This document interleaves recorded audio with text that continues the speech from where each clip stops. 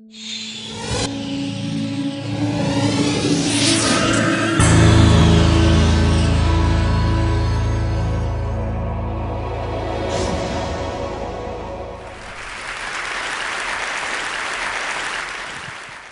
do so many people reach success and then fail? Well, one of the big reasons is we think success is a one-way street. So we do everything that leads up to success, but then we get there, we figure we made it, we sit back in our comfort zone, and we actually stop doing everything that made us successful. And it doesn't take long to go downhill. And I can tell you this happens because it happened to me.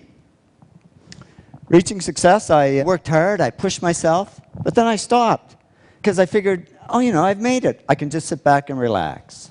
Reaching success, I always tried to improve and do good work. But then I stopped because I figured, hey, I'm good enough. I don't need to improve anymore. Reaching success, I was pretty good at coming up with good ideas because I did all these simple things that lead to ideas.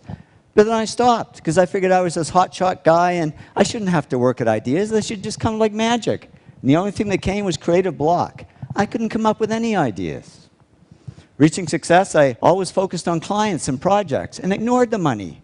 But then all this money started pouring in, and I got distracted by it. And suddenly I was on the phone to my stockbroker and my real estate agent when I should have been talking to my clients. And reaching success, I always did what I loved. But then I got into stuff I didn't love, like management. I'm the world's worst manager, but I figured I should be doing it because I was, after all, the president of the company. Well, soon a black cloud formed over my head, and here I was, outwardly very successful, but inwardly very depressed. But I'm a guy. I knew how to fix it. I bought a fast car. It didn't help. I was faster, but just as depressed. So I went to my doctor. I said, Doc, I can buy anything I want, but I'm not happy. I'm depressed. It's true what they say, and I didn't believe it until it happened to me, but money can't buy happiness. He said, no, but it can buy Prozac.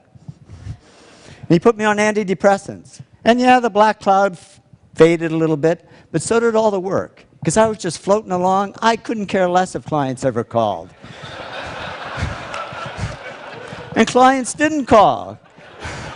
Because they could see I was no longer serving them, I was only serving myself. So they took their money and their projects to others who would serve them better. Well, it didn't take long for business to drop like a rock. My partner and I, Tom, we had to let all our employees go. It was down to just the two of us, and we were about to go under. And that was great, because with no employees, there was nobody for me to manage. So I went back to doing the projects I loved. I had fun again, I worked harder, and to cut a long story short, did all the things that took me back up to success. But it wasn't a quick trip. It took 7 years. But in the end, business grew bigger than ever. And when I went back to following these 8 principles, the black cloud over my head disappeared altogether. And I woke up one day and I said, I don't need Prozac anymore. And I threw it away and haven't needed it since. I learned that success isn't a one-way street. It doesn't look like this. It really looks more like this. It's a continuous journey. And if we want to avoid success to failure syndrome, we just keep following these 8 principles, because that's not only how we achieve success, it's how we sustain it. So here's to your continued success. Thank you very much.